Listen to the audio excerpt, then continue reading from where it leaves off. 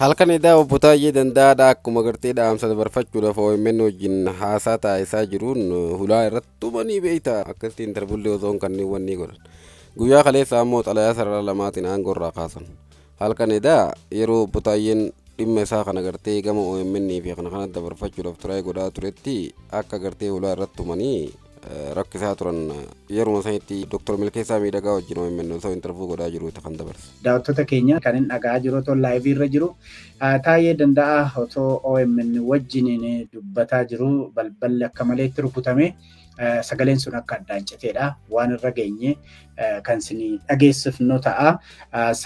Amma otoo laayivii jiruuti odeeffannoo keessan qaqqabee sirriitti hin qulqulleeffanne kan isin biraan geenyu ta'a. Tarii akka daqiiqaa 81 isaa dubbataa jiruuti balballi akka malee itti tumame.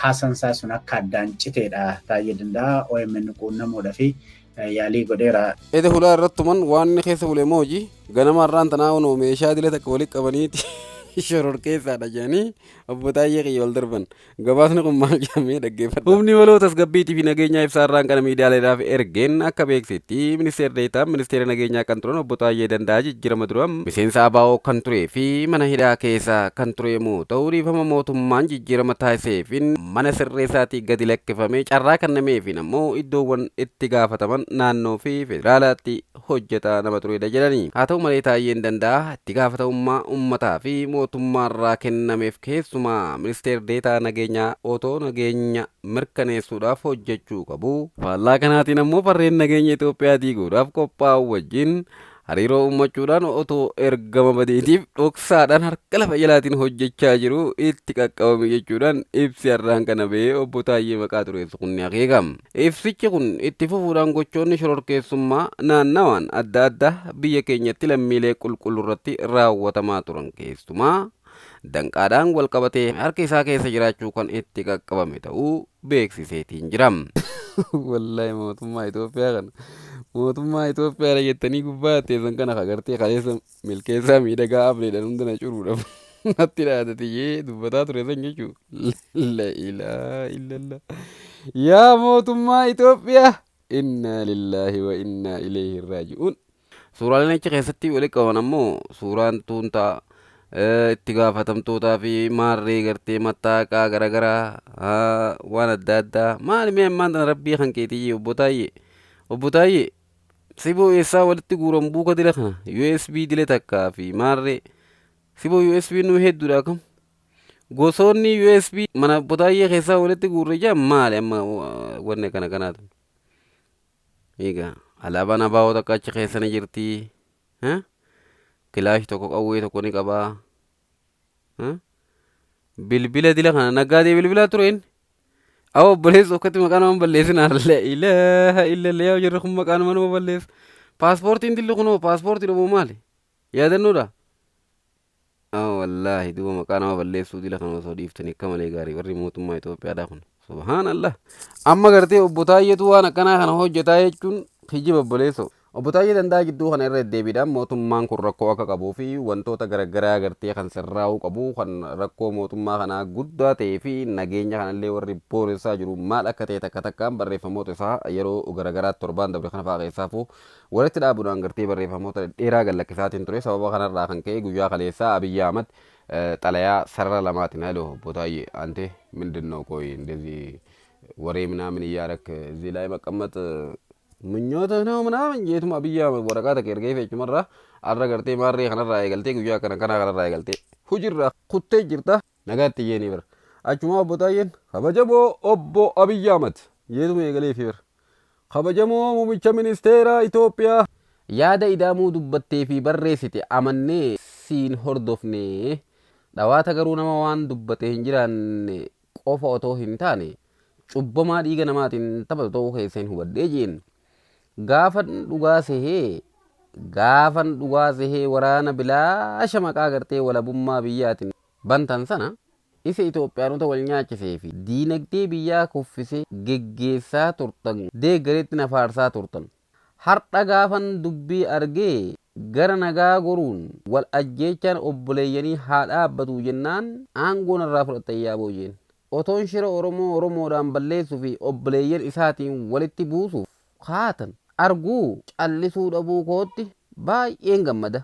Turtii waliin qabaanneef yaa mumicha keenya galatooma. Hagan jirutti qabsoon nagaa fi obbolummaa ummataaf godhu itti fufa. Har'a immoo hidhamee jira jechuudha. Xalayaa sarara lamaatiin obbo Taayyee Aangorraa guyyaa kaleessaati kan inni kaase. Har'aan kana ammoo unu shororkeessaa wajjin hojjetaa ture jedhanii waraqaa idilee takka mana keessatti guuranii fi maal godhanii ol darban jechuudha. Dhugaa jirtu garuu torbaan kana walitti dhaabee gartaa dhukkuba guddaan bakki jiru gartee mootummaa kana keessa akka ta'ee fi warri nagaallee hin barbaanne warri nagaallee balleessaa jiru mootummaa kana akka ta'e dubbatee barreeffama takka takkaan barreesse jechuudha. Eegumaan bubbulee jaatiin kun nama cubbamaa nama dhiigaan gartee harki isaa laaqate ta'uu hubadhee jedhee bara. Osuma inni barreeffama kanallee barreessuu baate silaa Taayyeen irraan taanuma hidhama beekamaadha. Haa ta'u garuu baga itti hime wallaahi. Ati nama cubbamaa harki isaa dhiigaan laaqame jedhee barbo.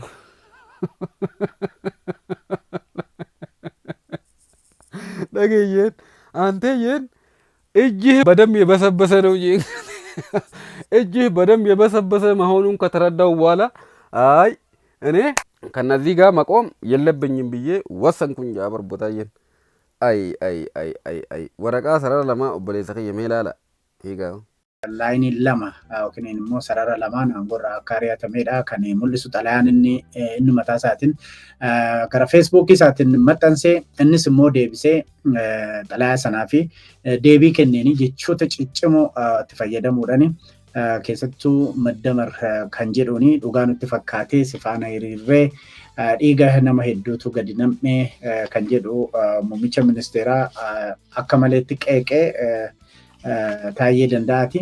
Egaa Taayyee Danda'aa gara kana dura warra OMN gaggeessuuf OMN irratti illee olola guddaa warra oofaa turanii fi jibba guddaa akka OMN biyyaa bahu keessaa shoora guddaa warra taphatan ta'uun isaa beekamaadha.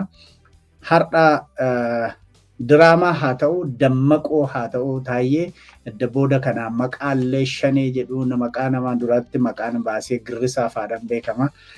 Kanaan booda kana dhiisee gara qalbeetti deebi'ee waa jedhamu wayiiti kan jedhutu jira. Sana konformi gochuun illee waan hin dandeenye.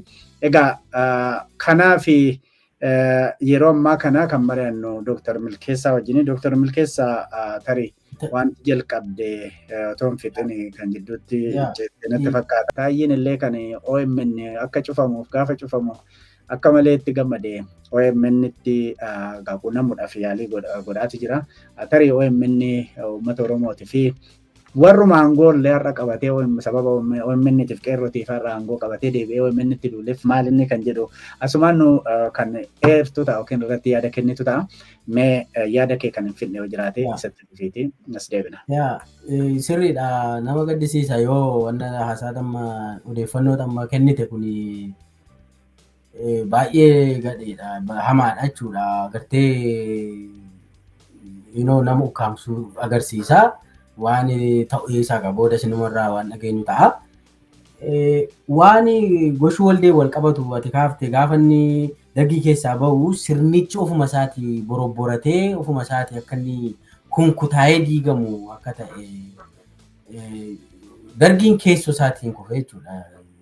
Hunduma kan beeku baay'inaan alaa rukutame caalaa keessoo isaatii kufe. Keessoo isaatii namoonni bebbeekamoo gaafa isaan waraanicha jibbanii keessaa yaa'anii tokko tokkoon adeemsuma keessa jige.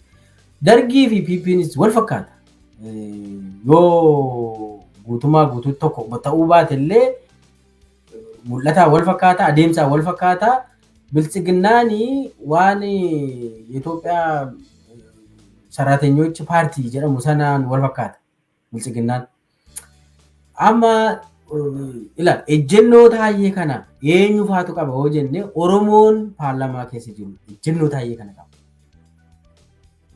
Caffeen Oromiyaa amma namoota caffee keessa jiru faana walan qunnama nan beeka ejjennoo Taayyee qaba. Amma caffee waamuudhaa iyyuu sodaatanii Shimallis fa'a. Hojjetaan mootummaa naannoo Oromiyaa ejjennoo Taayyee kana qaba. Nami baay'een sadarkaadhuma hooggansaarra jirullee namoonni quuqama qaban quunnamu baay'een isaanii bahanii haasa'uu baatan illee akka Taayyee Gabbaanii haasa'uu baatan illee ejjennoo wal fakkaatu qabu. Kana jechuun tarkaanfiin Taayyee irratti fudhatame kun caasaadhuma mootummaa kana jigsa. Ofumaan of galaafata. Seelii ofiin of galaafataa jedhamu sana jechuudha. Bilchiginnaan ofuma isaatii of nyaataa deema. Keessoo isaatiin diigamaa deema jechuudha. Gaafa kana alaa xiqquma ishiitti yoo buute ofuma isaatii badaa jechuudha. Sirnichi kanaaf amma gaafichi amma cimeedhumatti fufa baay'ee. Dhiibbaan uummataas cimeedhumatti fufa. Uummanni nagaa barbaada. Asiinis haa ta'u nagaa barbaada uummanni. Nagaa sana immoo kan hin barbaanne nama muraasatu jira. Nama muraasa. So caffeenis hin beekaa, paarlamaanis hin beekaa, adeemsa keessa wanni kun gara tokkotti deemee fala ni argata. Makalaakayaan ijoolleen Oromoo jirtus kun nuuf fite nugaa waraanni namni Oromoon miliyoonaa oltu du'eera. Namni kaalkuleet godhu hin jiru malee. Namni nugaa jedheera kan caala. Namni Abiyyiif ajajamu kana booda waan jiru natti fakkaatu. So Taayyeen yaada nama baay'ee bilchiginnaa keessa jiru keessatti nama bilchiginnaa keessa jiru nama baay'ee calaqqisiise. Taayyeen kana agarsiisa. Dhiibbaa ni qabaata. Bilchiginnaan kana booda hamma iddirii tokko turuu hin dandeessu. Oromiyaa keessattuu naannoo Amaaraa kufeera, jigeera bilchiginnaan hin jiru. Oromiyaa keessattis hin jiraatu. Bilchiginnaan raawwateefii jira. Bilchiginnaan hin jiru. Nama torba qofadha bilchiginnaan nama booda.